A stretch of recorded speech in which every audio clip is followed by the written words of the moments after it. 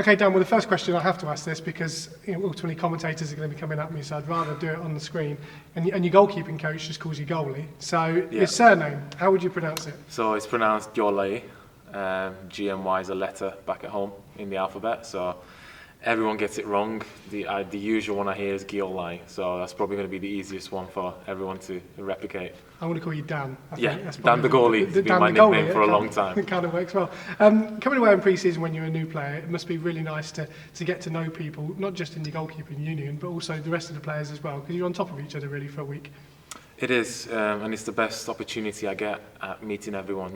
I'm rooming with Nathan Thompson, Tomo. I get on with him really well. We get to know each other through, spending time together at night, just chatting about football, about our private life, about our families. And it's the same thing with everyone else, chatting with them at dinner, before food, after food, in meetings, watching the football. You get to know everyone, you get to speak to everyone maybe you wouldn't speak to at the training ground. So it's a really good opportunity to really embed myself in the team. Yeah, because it'd be quite nerve-wracking when you come into a new squad, and particularly given how long it was before last season finished and obviously this season started. And when you come into training as a new player, all you really want to do is impress, isn't it, and make an impression. But when you get the opportunity to actually get to know people as well, because ultimately relationships are formed off the pitch, going into on the pitch. It is. It's definitely that way. And of course, coming to a new team, it's funny because I was more nervous about having to sing in front of everyone than actually meeting everyone. So finally that singing's out of the way. I can relax now. But I really enjoy coming in, meeting everyone and just forming relationships and, seeing who I get on with the most, who is going to be, friends that I can meet outside football. Because at the end of the day, I've moved 3 hours away from Wigan and I don't know anyone. So I need to make friends. I need to find people that I will socialise outside football. But of course, if I'm on the pitch with them, we need to be able to understand each other. Sometimes without even saying a word, I can just look at him and understand what he wants me to do. He'll look at me and he'll know what I want him to do. So it is very important to form a relationship off the pitch as well as on the pitch. You mentioned your song there, you were brave because you went first, didn't you? Which was always a good impression when you're doing initiation because you set the standard and ultimately people don't really compare it. If you're great, they'll forget you. Yeah, you know what it is? Get on there as soon as possible, get it done, and you can just relax and watch everyone else do it because it is nerve-wracking. You're eating your food, but your stomach's literally sunk right down to the bottom, just waiting for, in this case, Ivan just to, a little tingle the glass, and you're thinking, oh no, it's my turn. That's why he was asking, who's going to go? I just thought, get me out of the way. In terms of the Goalkeepers Union, and it's always described as that because ultimately you spend a lot of time together. Just talk about Christy, because someone coming into a new building, you've seen him close hand, he was Golden Glove winner last year. Is it great to have a keeper who's sort of, I don't want to say established, but someone that has obviously played a lot of games in the Football League to sort of work with on a day-to-day basis? Absolutely, and it's credit to Christy for winning the Golden Glove. It's a great achievement, and it shows that the team is very good, the defence is very good, but also you have to have a really good keeper in goal to achieve that feat. So fair play to him, and that sets me a challenge to rise to his level, and I can learn from him. And it's been the same at every club I've been at. I've worked with a lot of really good goalkeepers. I worked with Shay Given, one of the few of the more experienced ones, Jack Butland, David Marshall. So you really look up to them in training and try and learn little tricks. You see how they do things, and you definitely look at it and think, what, I can learn from that. I could take a bit more of that. I could do something like how he does it. So, coming in and meeting Christy, he's been really nice to me. He's been nothing but friendly. So we've already got a great relationship off the pitch. We've got a really good relationship on the pitch. I've always been the advocate of the Goalkeepers Union. You don't want to hate each other because that will translate onto training. That will make the standards not as good as if we were really good mates. So I've always tried to be really good friends with everyone that I've worked with because ultimately that will help us in the long run. Yeah, the position of goalkeeper has changed so much over the years, and I mean, I'm 37 now, and I was growing up looking at goalkeepers and playing five-a-side. It was all about shot stopping, and that was it. Whereas now you actually have to be a player, don't you? You can't just save shots. You need to know when to play long, when to clip it in, when to play short. It's a whole different ball game now. You look at a lot of, you could say, modern-day goalkeepers, and it almost starts with how good are you with your foot, with your feet. Can you use your both feet? Are you good with your left and right? Can you pick out long passes? Can you pick out balls through the middle? Can you break lines?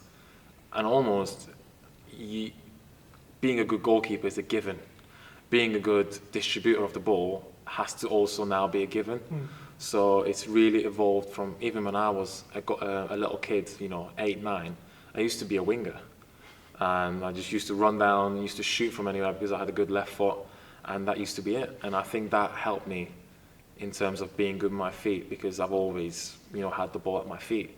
So as soon as I became really tall and very uncoordinated, my dad said to me, listen, you might not have a future outfield, you have to maybe look at something else. But I loved football, so I thought, what can I do? I'm tall, I'm big, let's try goal. And it's always been a question I've been asked, have you played outfield? I was like, yeah, I have. And he's like, yeah, you can tell because you can handle the ball. So thank God I've got what the gaffer wants. I've got the ability that he's looking for. So I just have to use it the right way. And like you said, when to pick, you have to pick the right times, when to go long, when to go short. If you're being under pressure, you don't want to boom a long ball forward, give the ball away again, and then put the team back under pressure. So it's a lot of things you have to consider nowadays as a goalkeeper, not just, come for a cross, catch it and kick it. It used to be, but nowadays it's a lot more complicated than that. Everyone always wonders with goalkeepers, particularly if you're a young goalkeeper, and when I say young, I mean 20, 21, 22, 23, in goalkeepers' terms, is quite young. And are they happy sitting on a bench at places? Obviously you're not, but goalkeepers tend to evolve as they sort of progress, don't they? So I guess what I'm trying to say is you want to play first team football, but ultimately you're at an age where development is also key as well. Exactly. Like you said, it used to be the case that before a goalkeeper turned 25, 26, you used to say he wasn't ready. Whereas now you've got goalkeepers who are 19, 20, 21 playing in the Premier League. You've got Dean Henderson, who's, I believe, is the same age as me. He's had a season in the Premier League, and he's showed that not everyone needs to be 26, 27 before they are experienced enough. So I think that's shifted the position a lot in terms of you don't have to wait and you don't have to rely on the experience as much anymore. So I feel like right now my best opportunity is being here and fighting for that number 1 spot. Christie's an unbelievable goalkeeper, and I can learn from him. I can learn from what he does well. I can also learn from seeing what has been mistakes in the past, for me not to make that mistake again. So it's definitely the case of me trying to push to learn, to get better, but also to get games and show what I can do. Mark Tyler, the goalkeeping coach, is a bit of a legend here in terms of the appearances he's made, and played a lot of football in the EFL. And not a particularly big goalkeeper, but obviously made a living from doing what he was paid to do. Is he someone that you can also relate to when it comes to training, because he has that experience of all those games, and he would have made mistakes that every goalkeeper will make and bounce back from them? Absolutely. I feel like every goalkeeper coach I've worked with had some sort of football experience where they've been a goalkeeper themselves. And I think it helps to understand what the goalkeeper's feeling.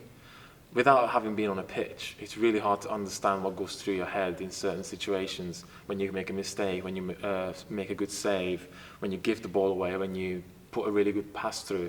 And with him having had all that experience, he's really good at knowing when to maybe tell you you've done something wrong, but he also understands that I also know when I've done something wrong. So you don't always need someone in the back of your head shouting at you. So he's really good at picking his times, when to give you the little pointers, little tips, and when to just let you get on with it, because you can tell if I know I've made a mistake, everyone will be able to tell, because I'll be the first person disappointed in myself. So definitely the experience of his is a great thing to have, and him knowing the club, knowing everyone around, is great help again, because he can help me settle in, help me understand how everything works, and it's been a massive help already for me.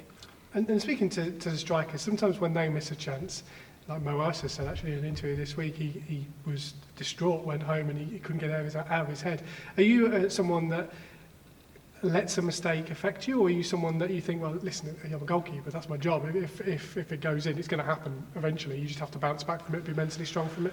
I feel like it's a balancing act. You can't let it get to you at the time, because especially as a goalkeeper, if you make a mistake, let's be honest, 90% chance it's a goal. There's a really good chance that if you made a mistake, it's going to be a costly goal.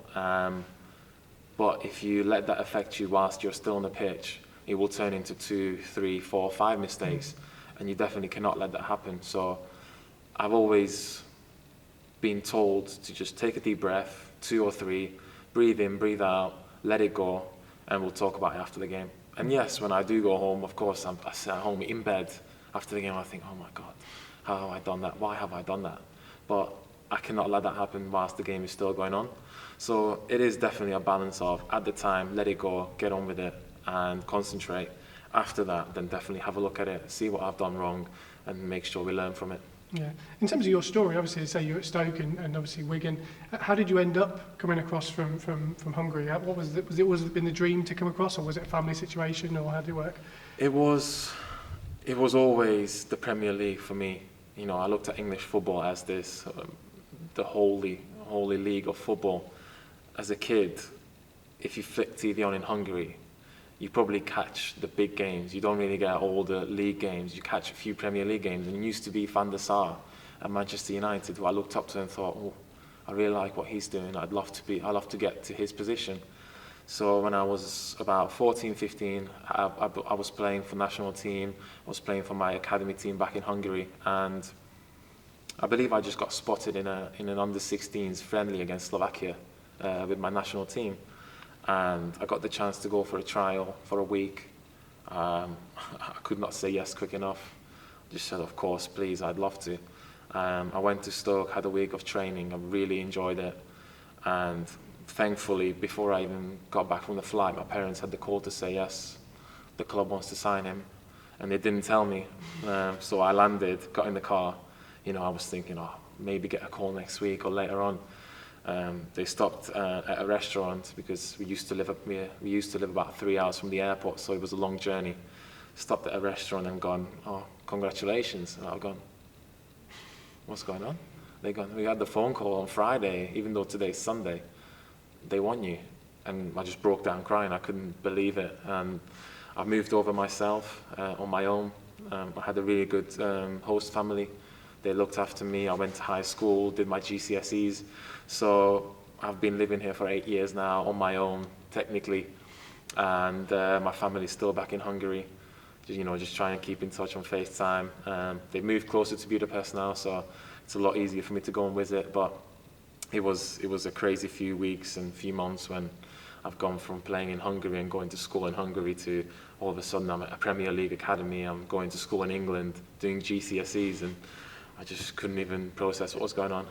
I mean, your English is unbelievable. Was that something you had prior to coming to England, or did you learn that when you come over?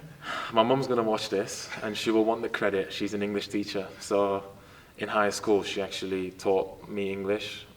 So she always reminds me of those tests that I had to take, and she wouldn't give me the best mark unless I've gone over 100% with my answers. So it was the case that I had a very good base. I could speak the very basics. I could greet people. I could string a few sentences together. I could hold a basic conversation.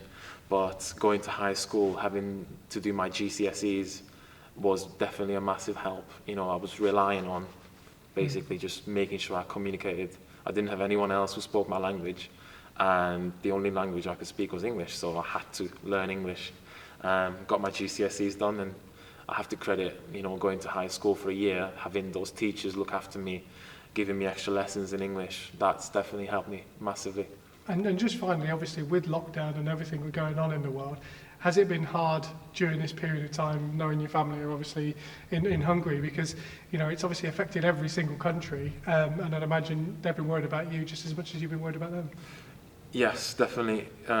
My dad's a lorry driver, and he does weekly trips to Italy, where it all started being the worst. So for me, knowing that he's going to Italy back and forth every week, it was stressful because from what we knew, the numbers there were the worst. And with him being a key worker because he was transporting food and stuff like that, it was scary thinking, my dad's in the epicenter of this whole thing. I've got grandparents. Unfortunately, my granddad passed away, who might have possibly had it in January, and maybe that made him really weak. So, I've had that tragedy, and I knew it was real. But also I knew that my parents are strong, healthy, and I knew they will pull through, but I you know, you still worry about your parents. I managed to stay in lockdown with my girlfriend.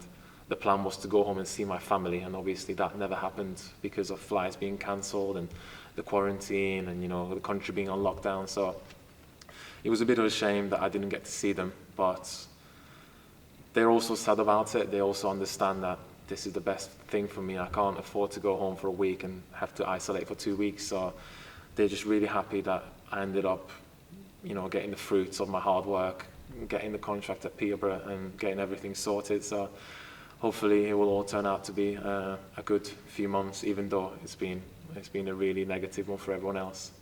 And just finally, did you want to say a message to you if they're watching at home? You would say it in Hungarian if you want, Yeah. as long as you don't swear.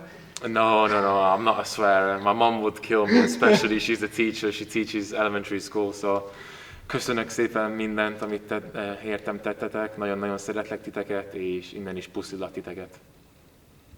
I have no idea what that meant, but I just said I really love you, thank you for your hard work, Right, and yeah, I'm see? sending you loads of love.